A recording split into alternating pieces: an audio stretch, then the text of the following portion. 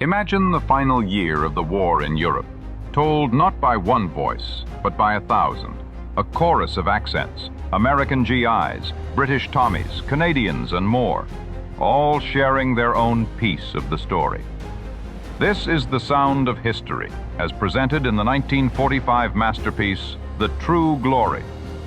Released just months after the victory in Europe, this film stands as a definitive account of the Allied campaign, from the D-Day landings to the final surrender in Berlin. Its unique power comes from its narration. Instead of a single commentator, the story is carried by the voices of the servicemen who were actually there, creating a profoundly personal and sweeping perspective of the conflict. This monumental film was a joint effort between Britain and the United States, guided by two brilliant directors, Carol Reed and Garson Kanin. They sifted through the work of an incredible 1,400 combat cameramen to weave together this epic narrative. A lesser-known fact is that some of the linking narration was written in blank verse, giving the soldiers' testimony a poetic and timeless quality. Its power and authenticity were undeniable, earning it the Academy Award for Best Documentary. The film's title comes from a quote by Sir Francis Drake, and its purpose is to show that the true glory belonged to the ordinary soldiers, sailors, and airmen. It is their collective diary, a raw and powerful account of the final push for victory. Enjoy the movie. I have been asked to be the spokesman for this Allied Expeditionary Force in saying a word of introduction to what you are about to see. It is a story of the Nazi defeat on the Western Front. So far as possible, the editors have made it an account of the really important men in this campaign. I mean the enlisted soldiers, sailors, and airmen that fought through every obstacle to victory. Of course, to tell the whole story would take years, but the theme would be the same. Teamwork wins wars. I mean teamwork among nations, services, and men. All the way down the line, from the GI and the Tommy to us brass hats. Our enemy in this campaign was strong, resourceful, and cunning, but he made a few mistakes. His greatest blunder was this. He thought he could break up our partnership, but we were welded together by fighting for one great cause, into one great team, a team in which you were an indispensable and working member. That spirit of free people, working, fighting, and living together in one great cause, has served us well on the Western Front.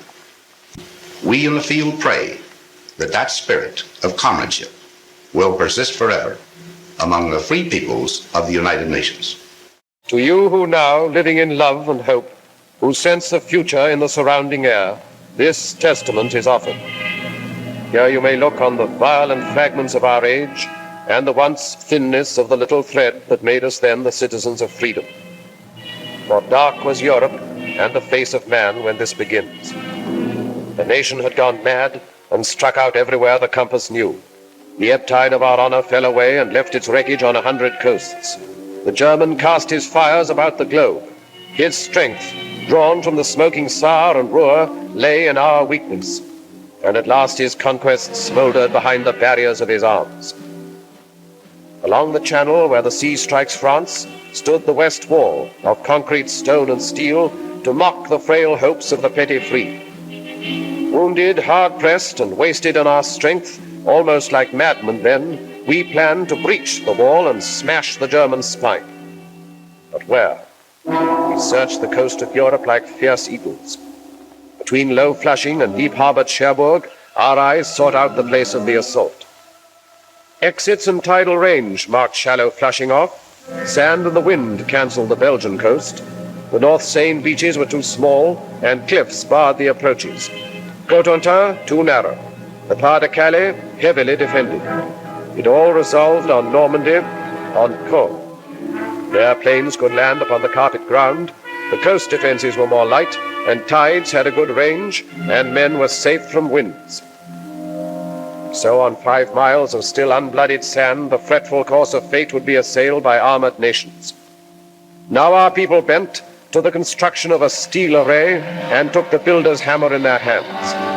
It seemed almost as though the sun stood still till our free peoples, full of rage and power, heaved through the air the ponderous spear of war. This is our people's story, in their words.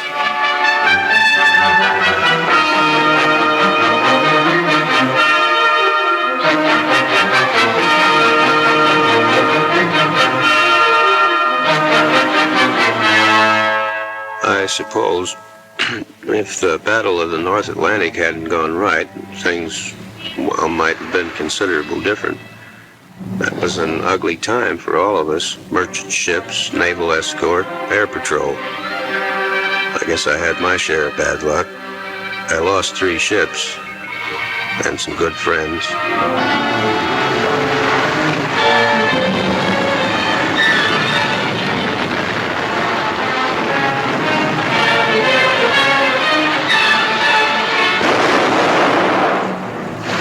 I remember reading somewhere that when a seagull comes down on a patch of oil, its feathers stick together and it can't get off the water again. There must have been a lot of dead seagulls around the North Atlantic. Of course, we only saw it happening on the wall map, and yet it was, well, quite real. When I started there, those markers we used reminded me of toys out of some children's game. But soon they became U-boats and ships carrying cargoes, food and supplies and weapons, and men to use them.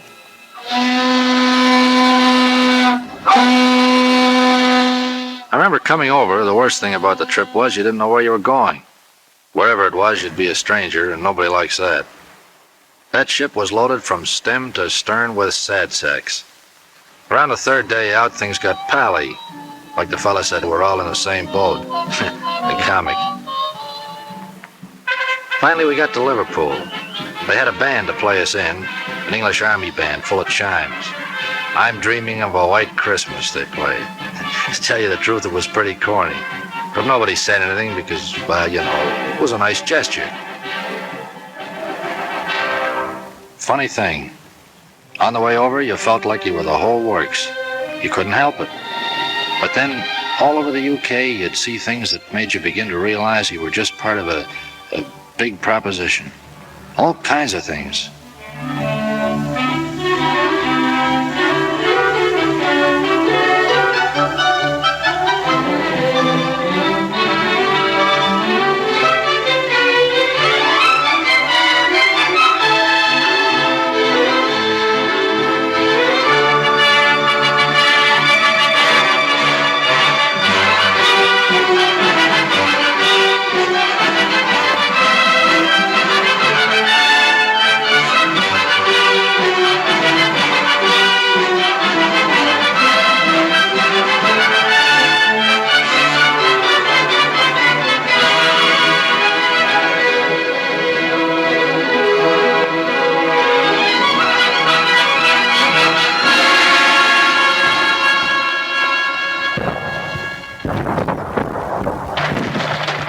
I was a pre-med student at Johns Hopkins in civilian life.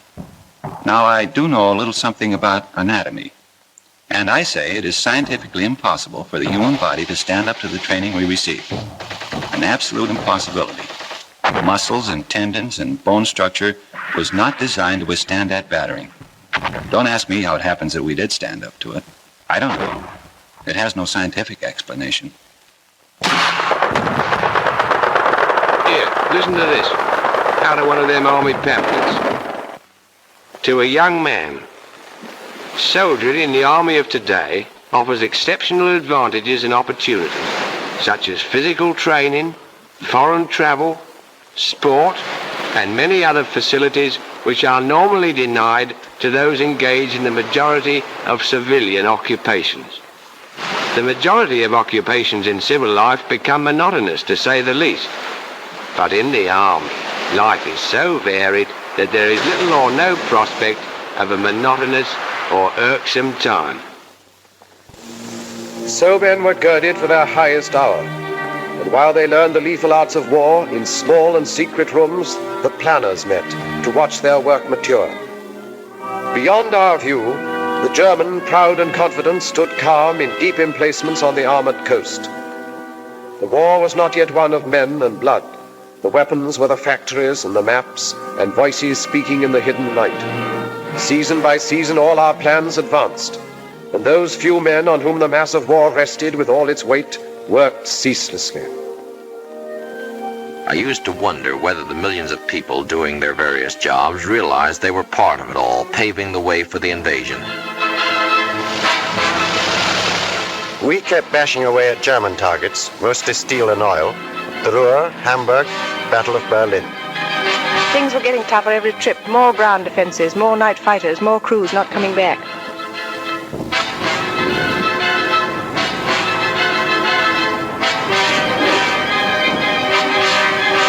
We got away early in the morning. Sometimes we'd see Lancasters coming back. A lot of times we'd stoke up the same targets they did. We beat up aircraft factories too. It was a deluxe service, day and night, 24 hours a day. We dropped agents over France. Must be awful to risk your neck and have to keep it secret.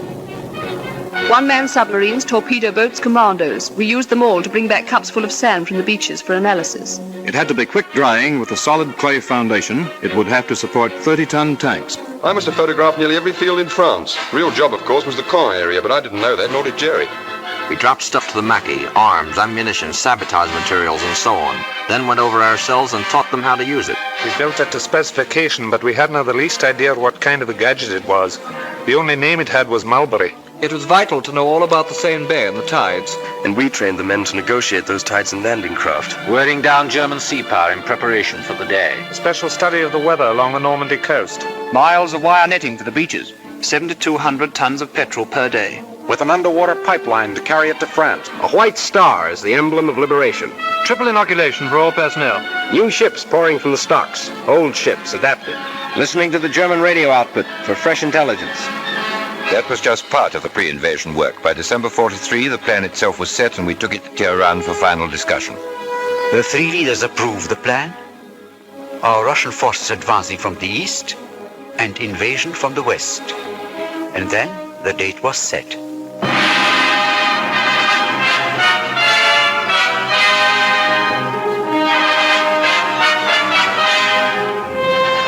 I assumed command at Schaeff with the best all-round team for which a man could ask. Some had already been working for months in England. Others I brought with me from the Mediterranean. We adopted first a master plan, and then had to coordinate every last detail of the ground, sea, and air plans. While this was going on, we led off with an air show designed to make the landing points as soft as possible, to batter the German communications, and to make certain we'd have control of the air. It was quite a show. Those airmen did a magnificent job.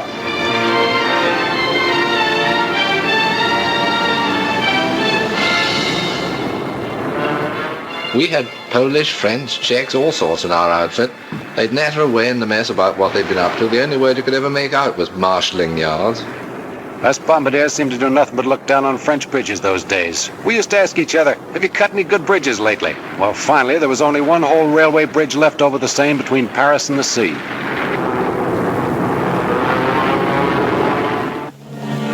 Down in the late spring, through the wounded towns of England, moved the mass made by our patience.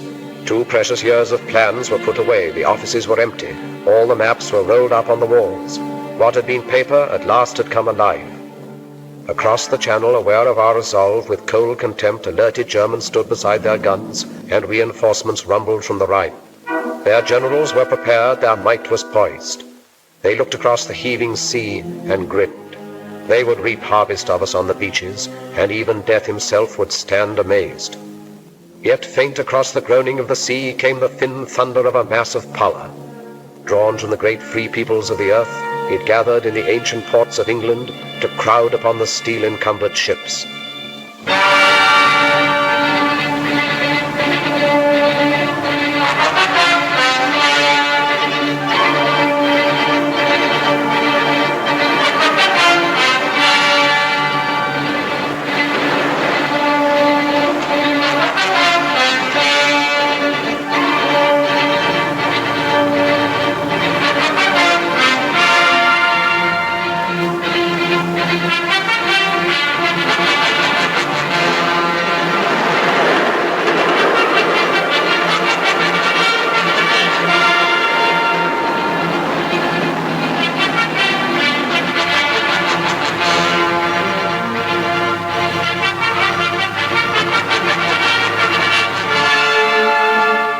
was a funny sort of feeling marching down to the ships. We'd done it plenty of times before, of course, on schemes and that kind of thing. They didn't tell us this was the big show. Might have been just another exercise. Some of the chaps cracked gags. They wasn't very comic, but we laughed. I think we all guessed. The general feeling was, okay, if this is it, let's get in there and get it over with. Waiting always got on my nerves. Even waiting for a bus, never could stand it. Well, after a bit, our ship found its place in the middle of all the rest of the stuff. And there we stayed, for days.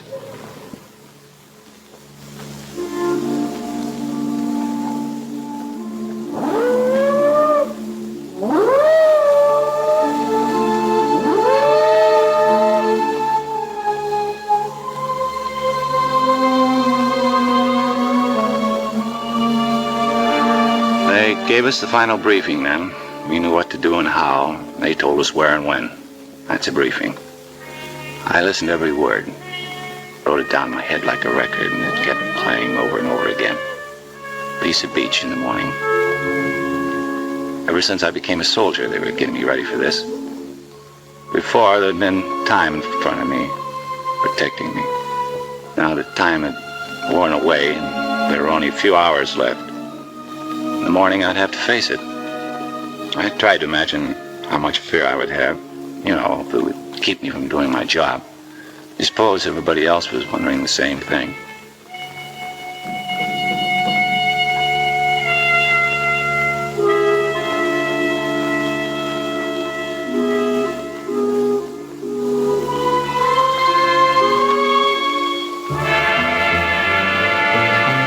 Nobody said anything official, but all of a sudden the ship got much busier. And over the amplifier, the chaplain said he'd be saying Mass at 18:30 hours. Funny, I don't think I ever believed, even after the final briefing, that the invasion was going to come off. Then a voice in the loudspeaker said, "Men who wish to take their anti-seasick pills should take the first one now." That did it.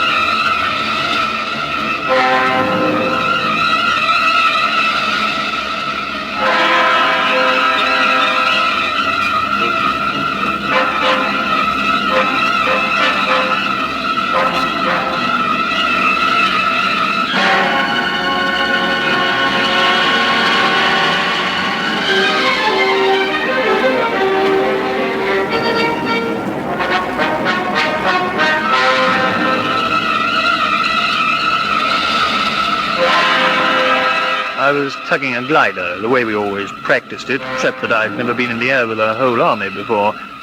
3 airborne divisions, the 6th British and 82nd and 101st American.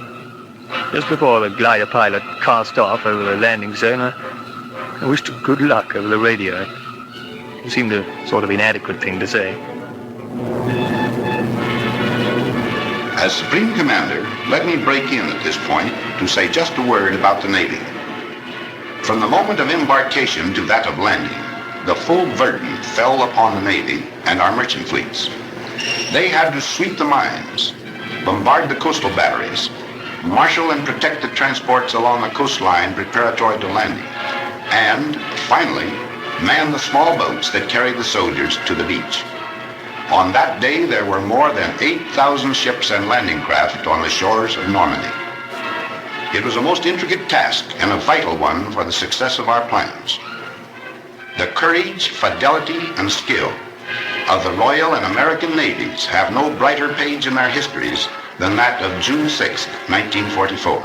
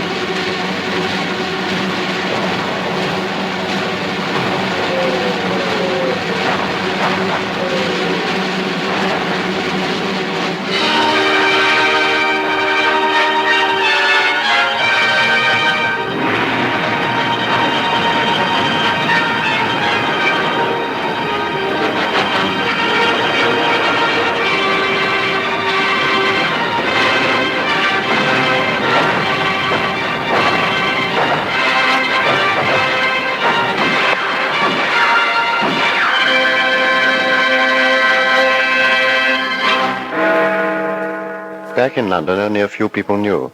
It was a well-kept secret. Around daybreak, we correspondents were called and told to be at the Ministry of Information at 8. Then they told us.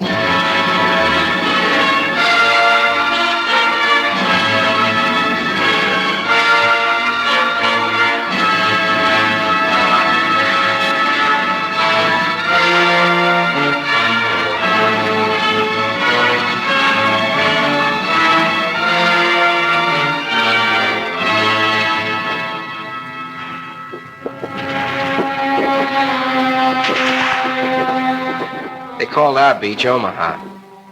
I understand Omaha was the roughest spot. We lost some good men, took a few prisoners. It was a lousy trade. We've been told what to expect, so it wasn't like a surprise or anything. It just, well, when it really happens, it's different. For a while there, we were pinned down, but a lucky thing, the other beaches were going better, so we got a little more than our share of the old teamwork. Navy come in, the air guys, and finally we got moving good. Now you hear a lot about how long it takes to make battle-hardened soldiers out of green troops. Listen, I got to be a veteran in one day. That day. And so they paved the beaches with their blood and lurched across the dunes and reached the roads. The German parried fiercely. In the depths of rich green pastured Normandy, the 3 airborne divisions, first of all to land, fought lion-like against most grievous odds. And loud across the cratered face of France came German reinforcements. From Berlin, a voice cried out the Allies must be hurled into the sea before another day had burned its hole in history. Locked in battle, the armies clashed. Our first objective, then, was to merge all the beachheads into one, and 50 miles of men drive on together beyond the red sands through the broken wall.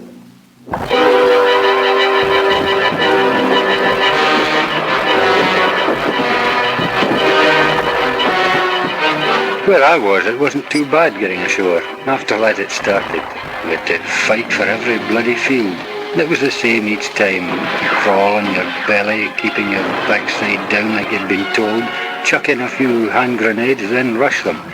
Sometimes they killed us, but we were killing more of them. The trickiest part was the farms.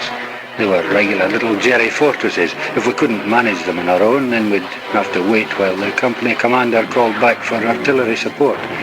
The Navy was still with us too, chucking in shells ahead of us. In 3 days we advanced 7 miles. Then we were told to stand fast and dig in. Next morning we heard the news. We got it from the BBC. It sounded great. We'd joined up all along the bridgehead. There was a solid line, 45 miles of it. We'd got a foothold. We were in.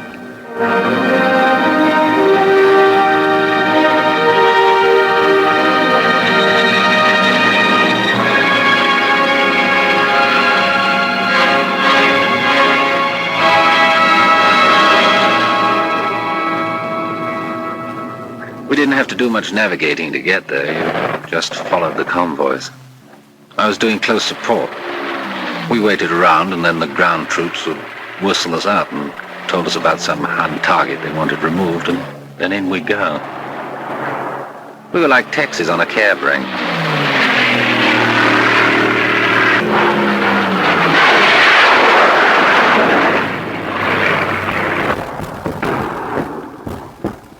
Something nice about a beach, any beach. You think of a beach, and chances are you'll remember something nice. Like a party or a picnic. Pals from the old days, girls in bathing suits. But the one I worked, Utah, looked more like a freight yard once we got going. For quite a while, we brought most supplies right over the open beach. Like we'd practiced it, and like we'd made up as we went along. We worked a 24-hour shift. Ducks, lights, rafts, rowboats, all sorts of Rube Goldbergs. The stuff just kept pouring in. Tanks, trucks, food, ammo, guys, millions of things.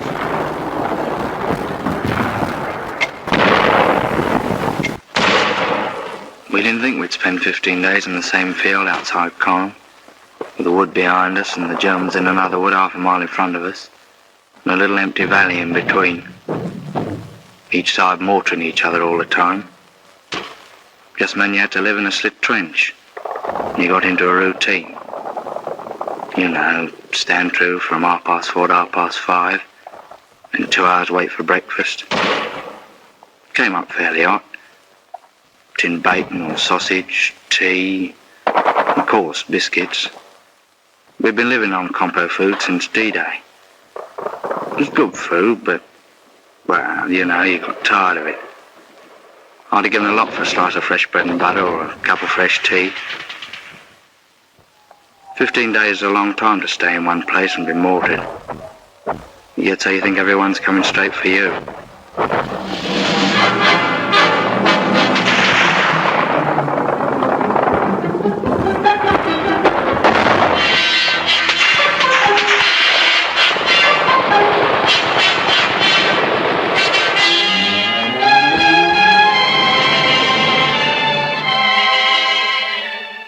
I can remember every case we ever had, especially the first one. The ambulance brought him in late one afternoon. I came over to where he was lying, and he looked up and grinned. I asked him how he felt. He said something about the German with a machine pistol using him for a dartboard. He was quiet and patient and a little bewildered. He'd never been hurt before. He asked how the fighting was going, then he passed out. The doctor came over and looked at his wounds and then swore. Said he had no business to be alive. We put him on the operating table and did what we could. The doctor kept swearing all the time he was operating. We couldn't stop the bleeding. I remember the radio news that night. They said the casualties had been surprisingly light.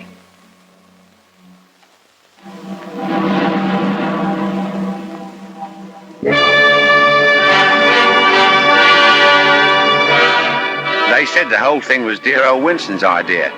A collapsible prefabricated harbour with everything on it except a naffy.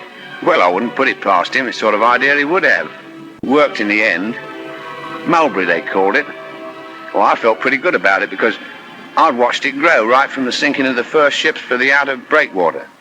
And further along to the west, the Yanks had brought one over too. Then on D+13, I think it was, an onshore wind started up. Not much at first, but it got worse. And unloading onto the open beaches got very tricky. We heard that over on the Yank section, the other harbour had been put right out of action. And when the wind dropped, old Mulberry looked pretty sick. And up to that time, it was the only bleeding harbour we had.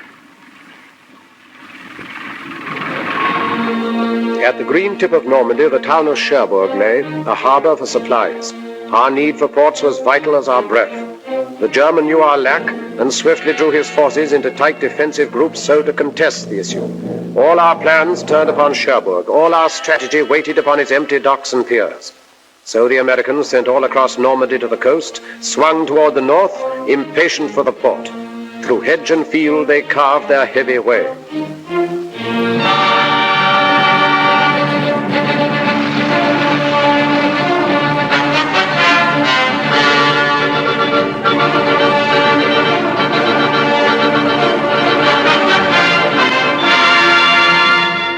You remember back now when it seems like we took Cherbourg a couple of days after we hit the beach. Actually, it took 19 days to cover 30 miles. 30 miles and about 92,000 hedgerows, and a battle at every hedgerow.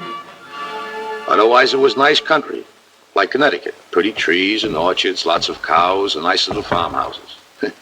The apples were too green to eat, I remember. We hit it off fine with the people. Farmers, nice people. It got tougher when we pulled up on the outskirts of Cherbourg. They had great defenses.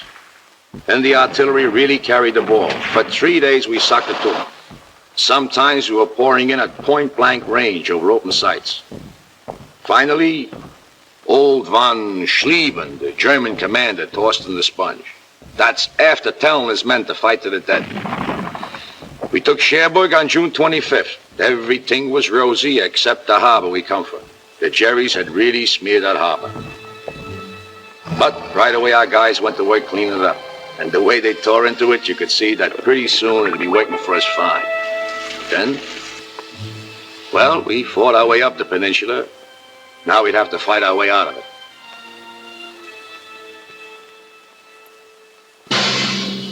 And everywhere inside France, we men of the Maquis were fighting too. I was in the north myself. We cut telephone and telegraph and high-tension lines, and eventually when the Allies landed, we fought in the open. In the Savoy Mountains, our friends held up German convoys. Well, it was a little easier in the mountains. Boche reinforcements were delayed for many days. Factories and bridges would frequently disappear. But the price we paid for it was frightful. In the village of Oradour alone, the Germans slaughtered 1,100 out of the 1,200 population, and the place was completely burned. They were accused to have ambushed German troops. Every house was destroyed. Women and children died in flames in the church where they had been locked. Yes, the price we paid was very great, but our job was done. Caen is a town through which the easy Orne ripples its slow way to the waiting sea, capital of Normandy, and here the British struck a stone wall of Germans. This was no Cherbourg advance, a knife thrust through the fields, but rather was the grinding of a drill, inch by inch forward. Here it was the German feared a quick breakthrough to the River Seine, and here it was he massed his army's best, 10 of the 12 divisions of his armor, paratroops, SS men, the young, the cruel, against the veterans of Alamein. We wanted him to fight here and to hold the battered ground, because the future plans depended on him standing where he was. At Caen, the dust was diamonds. Every foot of ground was priceless, for by midmost summer, Caen was to be the pivot of the war.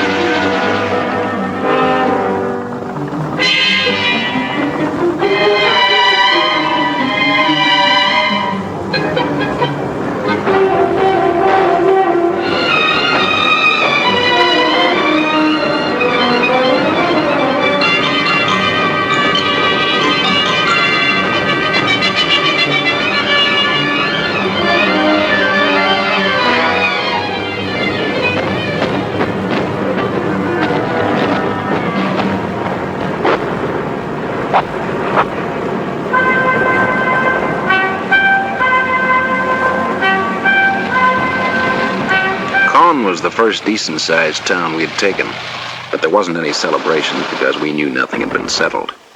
Jerry was as strong as ever. One of the men said, "God, are we going to have to go right across the world doing this to beat them?" Because most of Con was dust, just plain dust. I wondered what Hamilton back home in Canada would look like after a beating like that. Well, anyway, our tanks and the British started massing and moved south out of the city. We knew there was a big do coming up.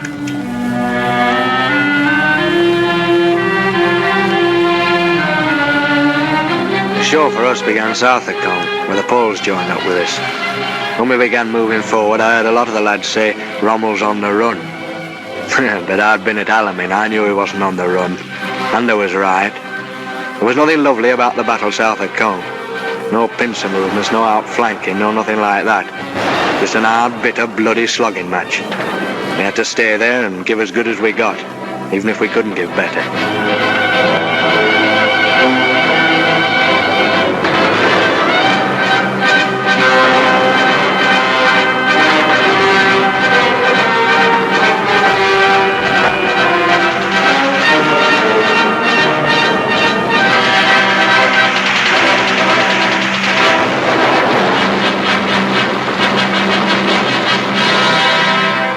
Beyond the rubble and the dust of Caen, the Empire troops kept up their endless pressure. The German did not dare to disengage, but fought with all his cunning and his strength, still unaware of what we planned for him. West by St. Lo, the base of his defense, Americans were poised and bent to fire an armored arrow that would set alight the flame of freedom through the whole of France. But till St. Lo was seized, the arrow waited.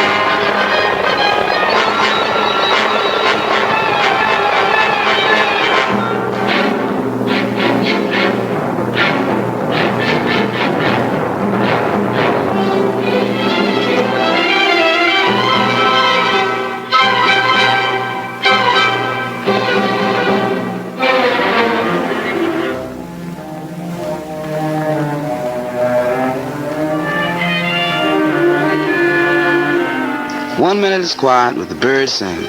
The next minute the column of Sherman tanks coming around the corner going wide open. My buddy says, "Where those tanks come from?" So I ask the tanker. He yells, "Down there the Third Army taking off. Been waiting for 3 weeks.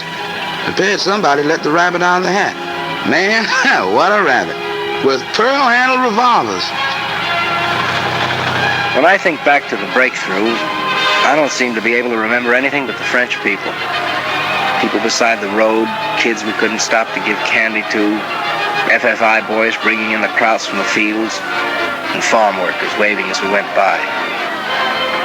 It was easier to look them in the face and smile and wave back at them when you hadn't had to smash their homes to pieces first.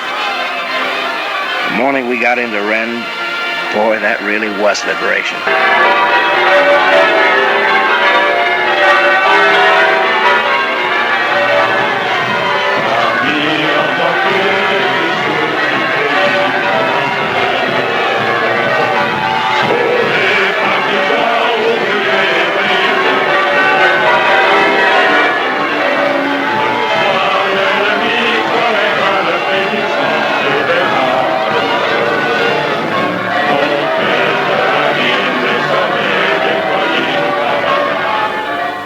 At Rennes, American armor planned to drive east and northeast, and thus surround and take the German Caen divisions in the rear.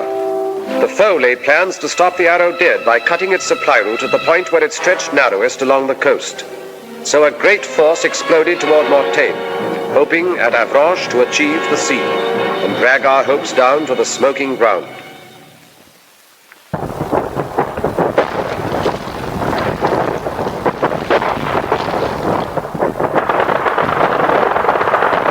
There's a lot of places I'd rather talk about than Mortain.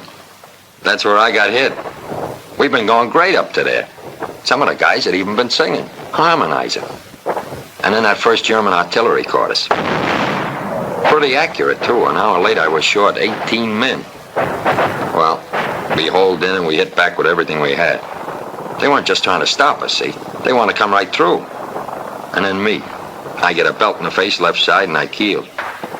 The last thing I remember is looking up and seeing those RAF Typhoons. When I heard them screaming up ahead, I thought, geez, I'm glad they're on our side.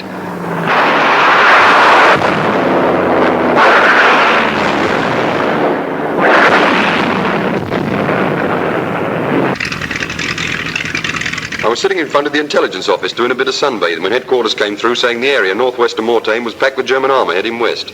Well, that started it. For 6 hours, the wind kept it up absolutely non-stop. Take off, attack, land, refuel, rearm, and take off again. It was the same on every airfield in Normandy.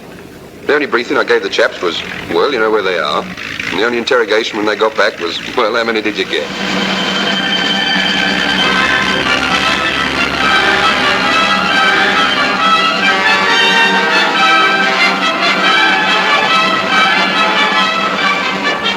Three days it lasted. Every kind of soldier was in there and every weapon. For me, it was just eating and smoking and loading at 105. No sleeping. Then things quieted down and the word came back. We stopped them cold. Everybody felt like celebrating, but that was a tough order out there. I tried drinking a whole bottle of cough medicine. It worked fine. I got stiffer than a plank. The counterattack, which took us by surprise, still did not hinder our deceptive plans, for down from Caen the foe had drawn a force and left his north flank weakened. Now the stage was set. Toward Falaise swept the Empire troops together with the Poles. The German heard behind his back American armor churn toward Argenton.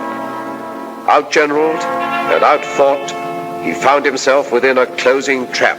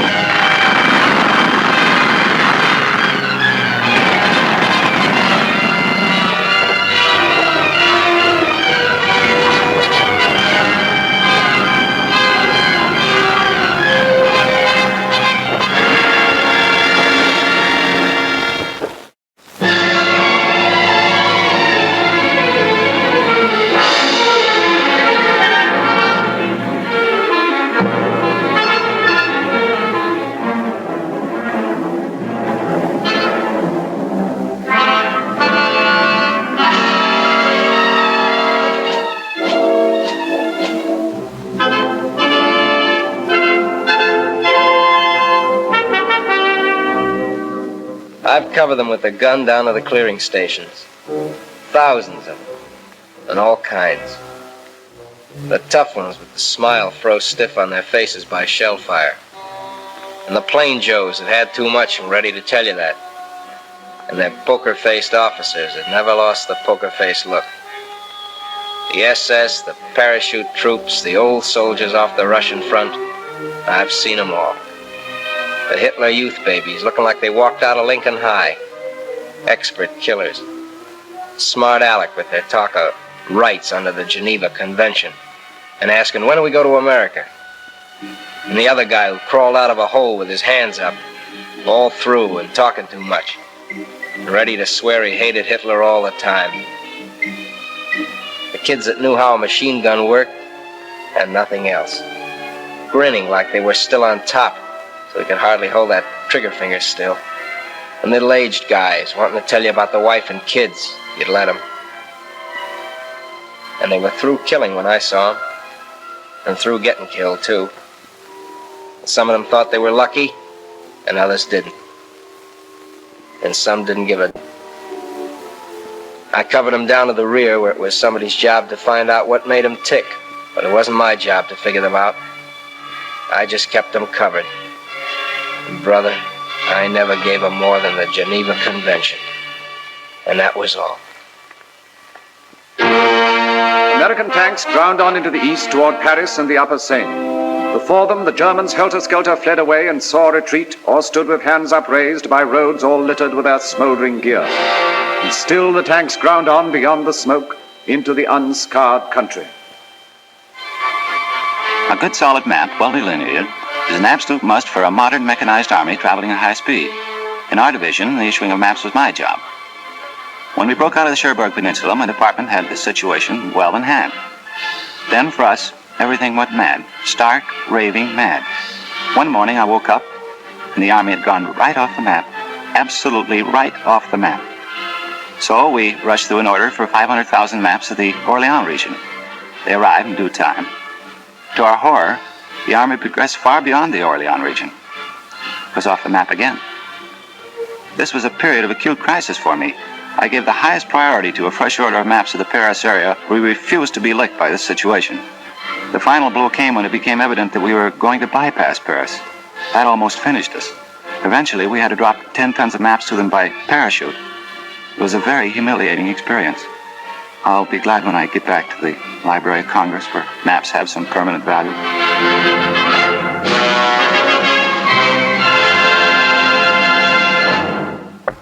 While the Allies were fighting near Paris, we French soldiers of the Leclerc Division were fighting in the Normandy fields.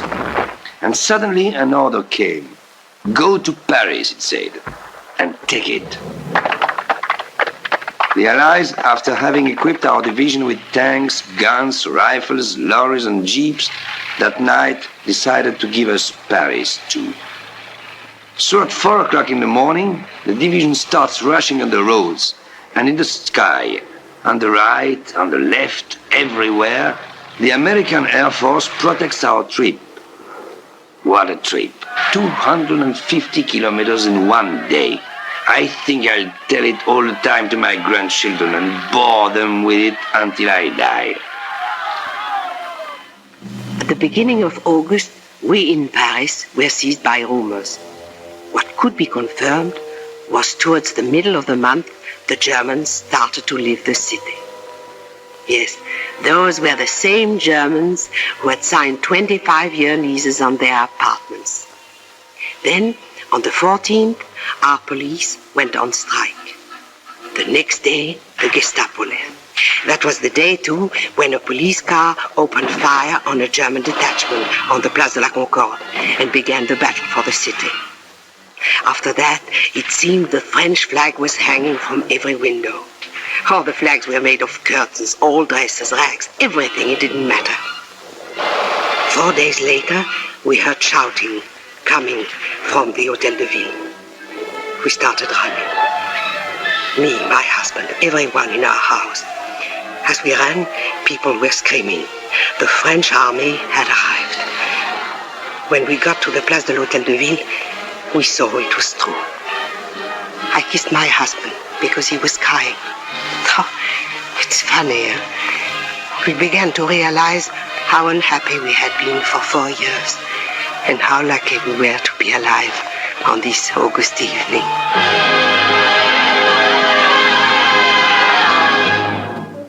The great pursuit was on. At last the Battle of France was ending, when all suddenly another D-Day stunned the shaken foe. 2 armies struck, American and French, along the broad-beached southern coast of France. Then north, the 2 new armies rolled like waves to join the forces moving on the Reich.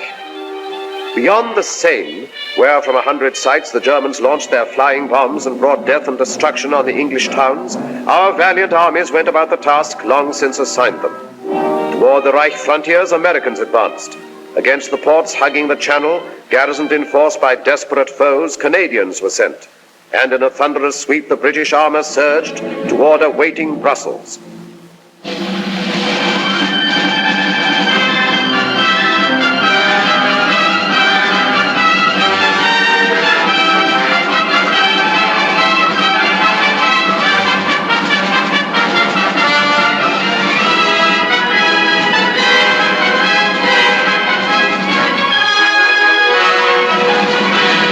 The people of Brussels laughed and cried and threw flowers in the tank and said, "Goodbye, Tommy," when they meant to say hello. Man, they were happy. I suppose they were no longer afraid. But I remember wondering then how the first German civilians would react to us.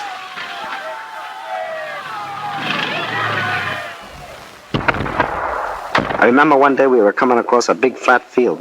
Didn't look like nothing special. I hopped a barbed wire fence and a guy says to me, "Guess what?" So I says, "What?" So he says, "You're in Germany. There's a sign over there says." Then like a dope I thought, well, it won't be long now. I won a quid over the fall of Paris and 10 bob on Brussels, and I had a fiver on it being over by October the 1st. I remember the point system for getting out of the army came out about this time. I began to think of that great chalk-striped double-breasted suit in the mothballs. I was in the 7th Army coming up from the south of France. One day a lieutenant said, "Take a ride with me. I got some prisoners for you to guard." "How many?" I says. "About 20,000, he said. A whole German division had surrendered. We Canadians were advancing in the north, and one day we came across a thing I'd never seen before. I guess it's a flying bomb sight, the officer says. Well, that really made me feel good. The prisoner told us a newest Jerry gag. If an aircraft shows up white, it's American. If it shows up dark, it's British. And if it never shows up, it's the Luftwaffe. Every time they sent me along to set up a forward switchboard and I got my earphones on, I found out that the rear switchboard had leapfrogged 5 miles ahead. I wrote to the old man in St. Louis. He owns a men's store. I told him he'd better cut prices on GI neckties and socks if he didn't want to be stuck with a lot of military apparel. Someone asked the sergeant major what he thought the chances were for a spot of leave. "Don't you worry about leave, lads," he says. "We've got the to finish yet." Regular soldier, of course. Keen. It was a terrific feeling crossing the German border. We were sure nothing could stop us.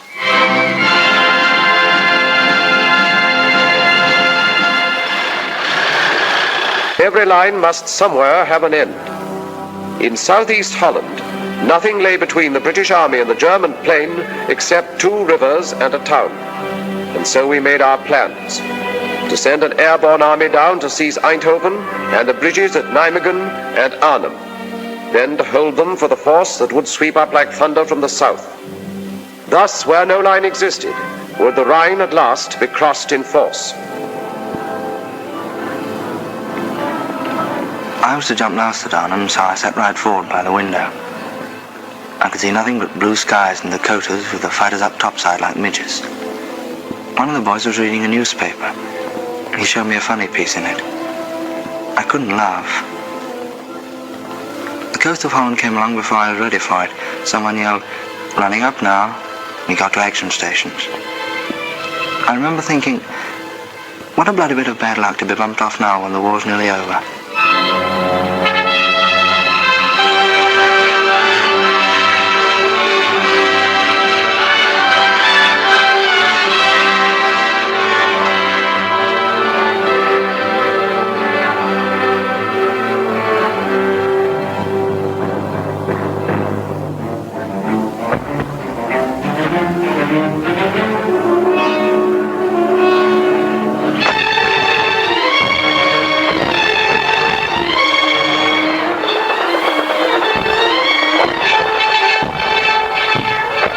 The lineys drop it on them, and we come down and go to a place called Eindhoven, Holland. She goes good. We get right, dig in, set up a defense perimeter, and wait for the British Army to come up. And we join them and head out for Nijmegen. The bridge at Nijmegen hardly had a mark on it. We crossed the river and started out for Arnhem, but we didn't get far. The Hun knew as well as we did that we'd got to get through, and he put in everything he'd got. That was the worst I ever struck. Knowing our men were there waiting at Arnhem, and we couldn't get to them.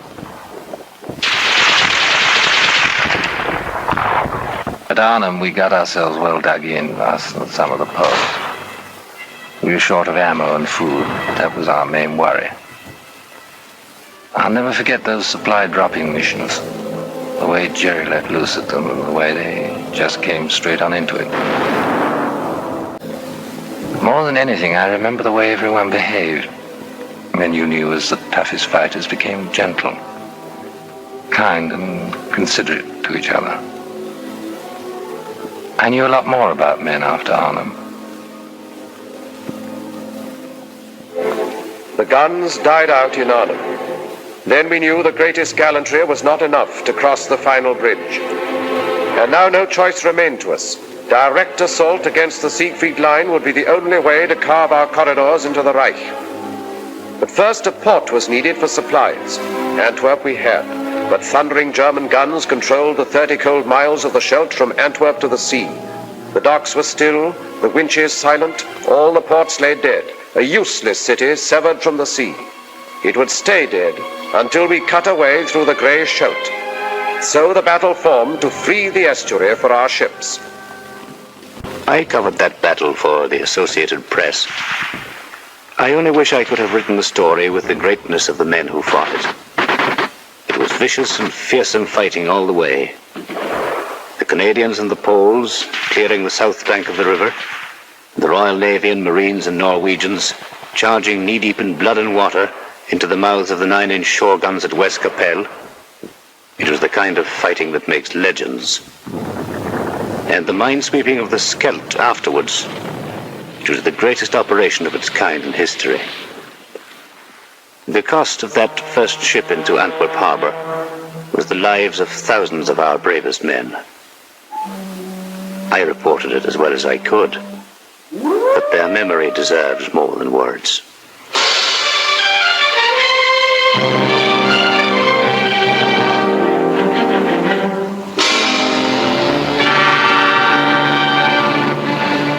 I was hauling on the first convoy out of Antwerp.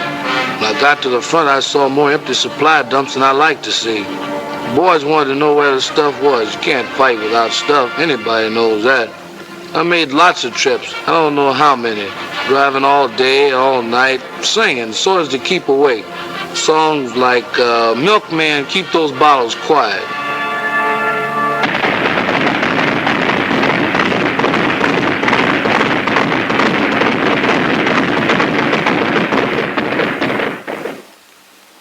My job was to see to it that they had a new toothbrush and a cot, maybe a book to read when they came over from the east bank to the west bank of the Moselle for a little rest.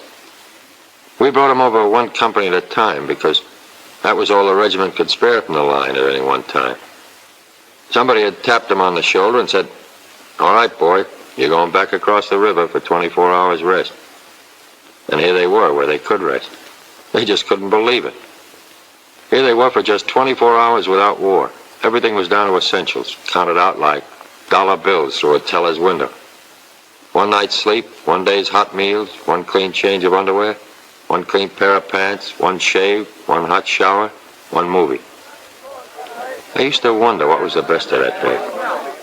Was it the chance for them to write home, a hot shower, or that long-legged girl on the screen? Whatever it was, all of it was over by morning. They were going back with their one clean suit of underwear, the hot shower, the clean shave, and the good night's sleep. Back across the Moselle to their holes in the ground and the shells.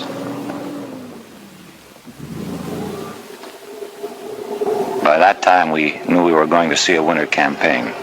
There was no way out of it. The Germans were dug in and they were tough. And it was plain that until we got a lot stronger, we weren't going anyplace. The squadron was operating whenever it could. There wasn't a lot of flying. We were iced up and fed up. Suppose you're having a swell time in Paris, my cousin wrote me. With all that perfume and silk stockings and that champagne. They called our end of the line south. We were in the Vosges Mountains with the American 7th Army.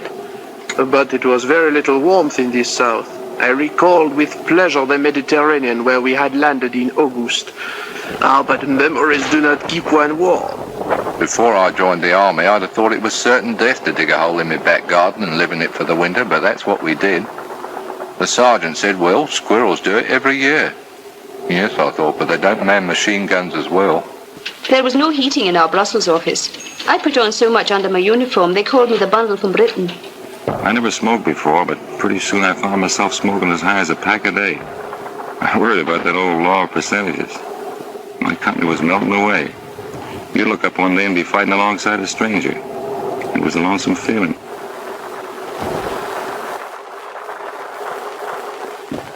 Our hunk of the line was the Ardennes. Pretty quiet. A lot of outfits had gone up north. I started a million latrinograms about the where and when of our offensive. Then one day I'm standing guard and these shells start. I thought for a minute this was it. Till I realized these shells weren't outgoings, brother. They were incomings. Next thing I knew, German tanks. It was an offensive, all right, but it was going the wrong way.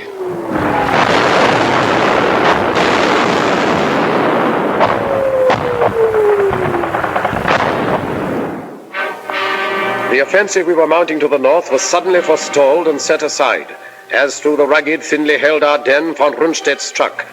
He cut a fiery path through the American lines and sent his tanks desperately driving toward the river Meuse. A night of fog and pale December frost saw the beginning, none foresaw the end. He aimed for Antwerp's harbor through Liège, and all our plans held fire while we bent our strength to curb the Germans in the Bulge.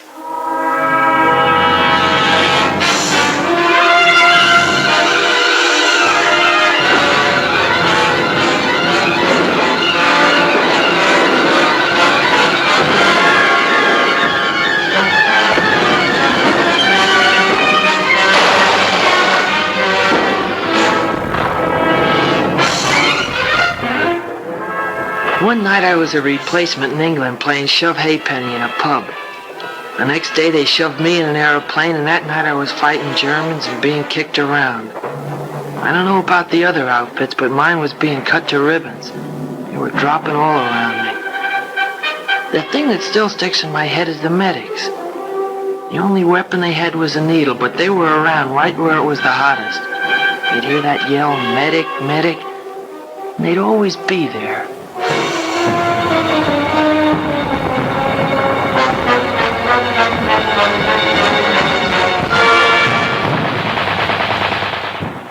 Our whole division got a presidential citation for what happened up at Bastogne. Even me, just a cook. I'll never forget that old lieutenant running into the field kitchen and hollering at me if and I had any idea how to operate a bazooka. I said no, and he said, well, you're going to learn now, son. I did, and I'll be doggone if in the first shot out the barrel I didn't get me a Jerry tank. Got interviewed later by Stars and Stripes. They said it was a crackerjack story. I tell it at the drop of a hat. We'd been up north where things were a bit static, so we were quite glad to be moved down to the top side of this bulge. Coming down through Belgium, we noticed how scared some of the civilians looked. Natural, I suppose. We were held in reserve for a week, and then they sent us into action.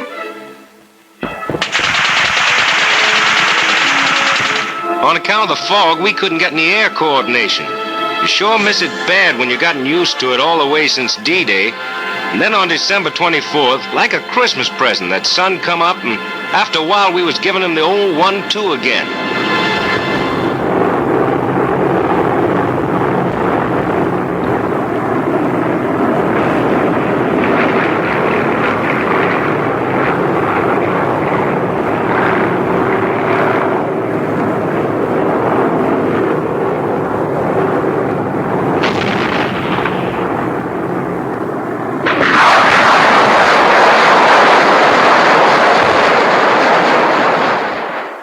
We stopped them dead, finally. It cost us plenty of men, but we stopped them. And we started moving ahead again. The rest of us.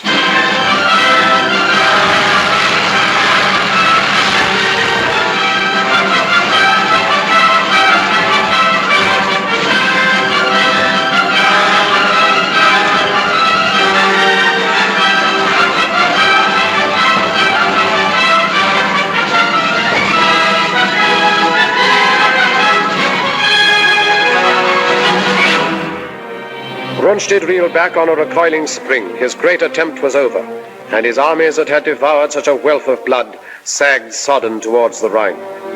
At Yalta then, while dire explosions shook the German fronts, the three great architects of freedom met to fix the final blow and plot the peace. And even as they met, we moved to act upon our strategy. We wished the foe to stand and fight upon the western bank of the Grey Rhine, for there we could destroy him, outside his fortress, open, unprotected by any bridgeless river. Down we cast the gauntlet, challenging him stand and fight.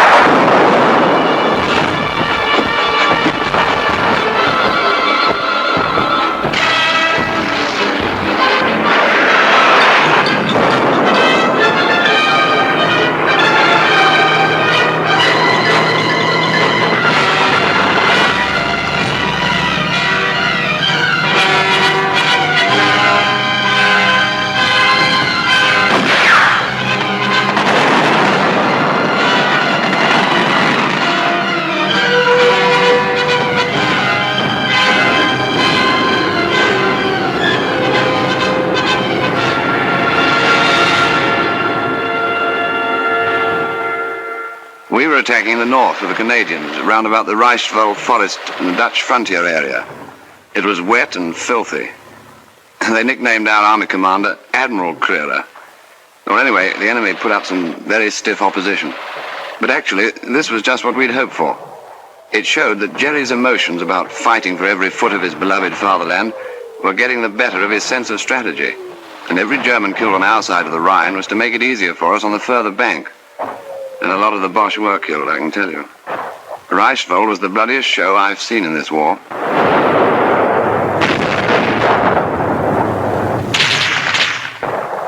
It was one of a push. The captain told me 8 divisions. He usually knows. He follows things like that. I was with the outfit that took Mönchengladbach, I think you say it. There weren't many civilians in the streets, and even the ones that were there we weren't supposed to talk to unless we had to. There was a $65 rap for fraternization. I wonder how they happened to figure out that number. I mean, why 65? We could see the Cologne Cathedral a long time before we got there. That tower was our objective. It was on the Rhine River.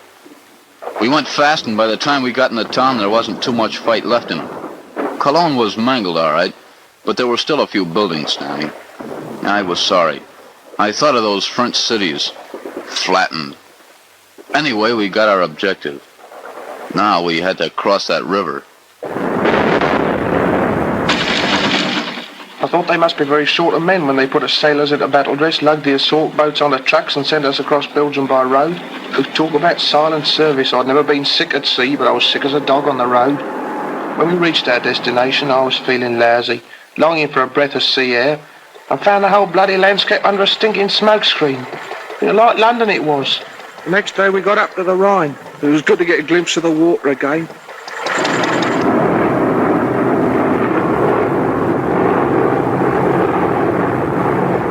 Our Air Force is giving the old lumps on the east bank of the Rhine, but I was still nervous. The Germans had blown the bridges and we knew the crossing would be amphib. When I'm nervous, I get off my feed. For 2 days before that crossing, I couldn't eat nothing but a couple of Milky Way bars. It was going to be D-Day all over again. Dangerous. A miracle. There it was sitting there, big and black. I'm no architect, but to me that Remagen Bridge was the most beautiful bridge in the world. In the Army, when things go as per plan, that's wonderful. But when they go better than planned, then you figure the chaplain's working overtime. It was a break getting that bridge, and we cashed in on it. And the first guys over the river were over in style.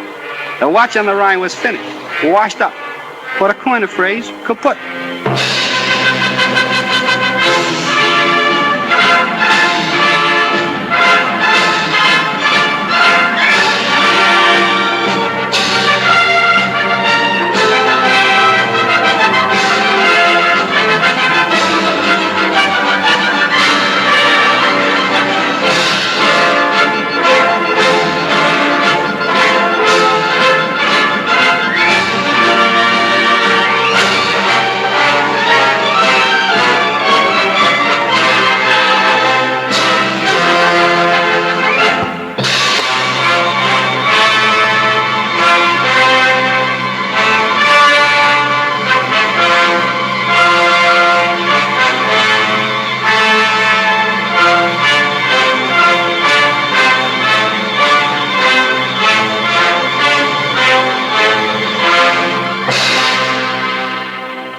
got across okay and everything was going fine. But suddenly I gets detailed to guard some German prisoners. I'll never forget their faces when them airborne blokes started to come over. They just stood there looking up at them, and then after about half an hour of it, one of them looks at me, looks up at the sky, and says, propaganda.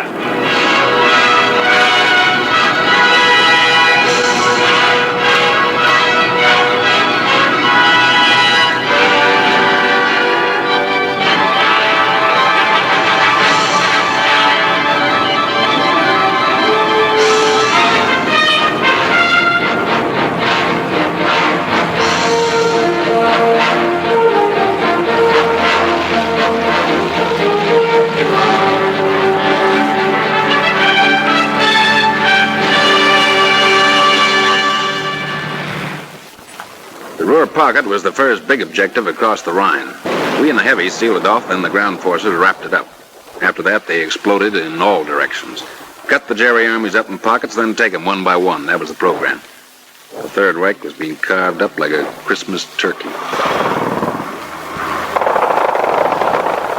Chasing the Boche was getting a little bit monotonous. We hardly ever saw him. Only burning houses, a few shells, and occasional sniper's rifle shot.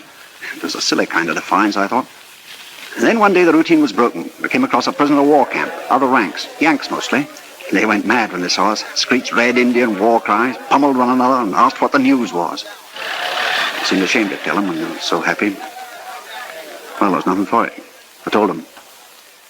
President Roosevelt died yesterday afternoon, was it? You should have heard them quieting down. For once in this campaign, they all felt as though they'd suffered a major defeat. I'd have liked to have stayed there, talking to them, trying to cheer them up, but we had no time to lose. Jerry only had a few hundred square miles of earth left to scorch. Our job was either to hurry him up or scorch it for him. We were in the home stretch, cutting deeper all the time, when we ran into these displaced persons, slave workers.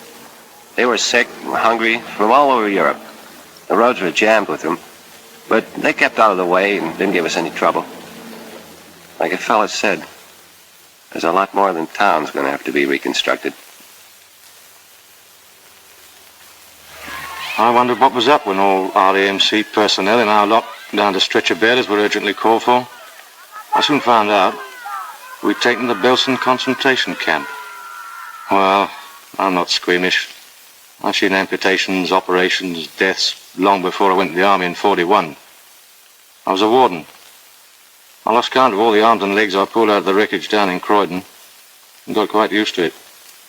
But this was different. Very different. I don't know any words big enough to make you understand what we all felt. All I can say, and I'm proud of this, is that I had to fall out and be quickly sick in the courtyard. As I say, I'm not squeamish, but, well, I'm human, and thank God for it. The government sent a few of us congressmen over to see those camps. And if there's anybody left who wonders if this war was worth fighting, well, I wish they could have been along. There it was, right in front of us. Fascism and what it's bound to lead to, wherever it crops up. I talked to some of the prisoners, the ones that had the strength to talk. Their offenses were the usual Nazi crimes. You know, wrong religion, or wrong race, belonging to a union, or the wrong political party. In Germany, it led to over 400 camps, like the ones I saw. It was the worst thing I ever saw in my life, and I wouldn't have missed it for anything.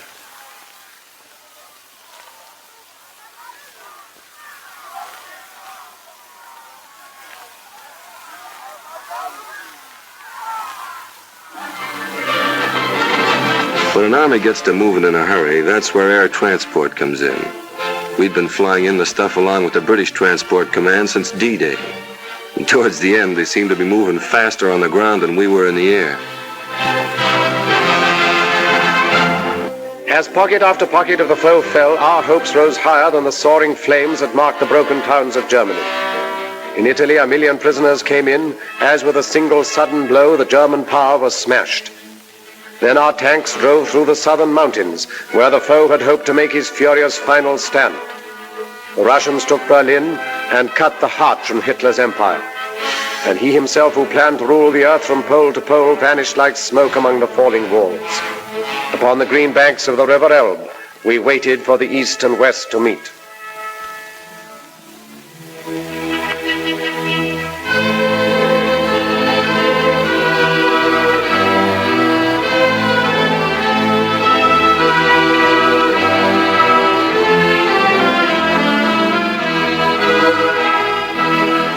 We linked up with the Ruskies at the Elbe River. I hung around for a couple of days with a Tommy gunner named Kanin. He didn't know any English, so I taught him to say my aching back, and he taught me tovarish. That means comrade. We drank toast to Lend-Lease and had a million laughs. Then old Kanikov found an interpreter and gives a toast to the great American soldier. That stopped me. We did all right, but I don't like to think where we'd have been without them.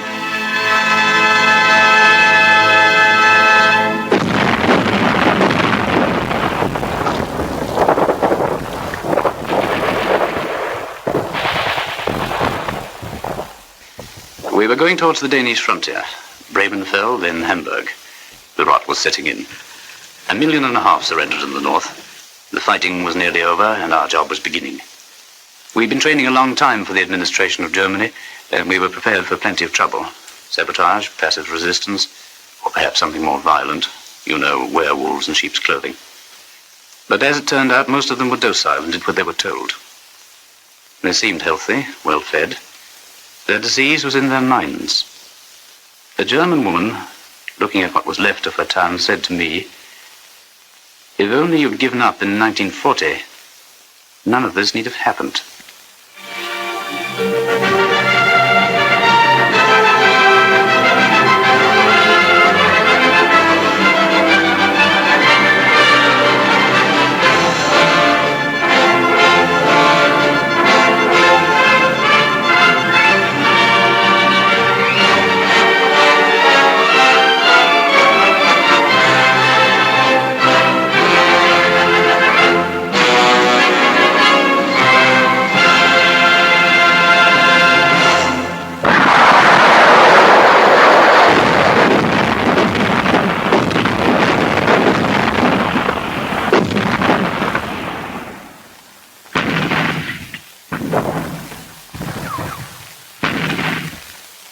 At 1 minute after midnight, May the 9th, 1945, the guns stopped. D plus 337. Now it starts. All the arguments about who won the war. Well, here's what I say. That no country on earth could have won it alone. So what does that mean? That anybody who wants to take a bow by himself is not only boasting, but nuts. I spent 4 years in the infantry, and I saw my share. And during that time, I only met 3 men that liked to fight, and they were a little cracked. But it had to be done. Now that it's over, I feel good, except for one thing. All this talk about World War III. These big pessimists that talk so easy about another war just didn't see this one, or enough of it. We watched them bringing in some high-up prisoners, quite ready to be friendly, some of them. I was thinking of fellas I'd known who'd bought it. Crashed, shot down, missing. Right through from the Battle of Britain. I remembered their faces, or some joke they'd played, or maybe just the way they laughed or something. There seemed to be such a lot of them, I remembered.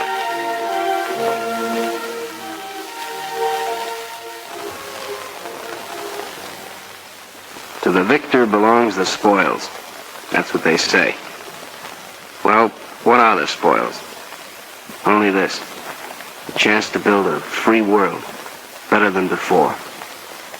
Maybe the last chance. Remember that.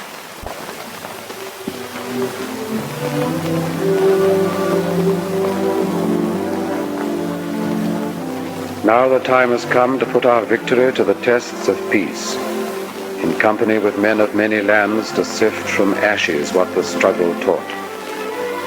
In the rebuilding of a broken earth, may we keep in our hearts this ancient prayer.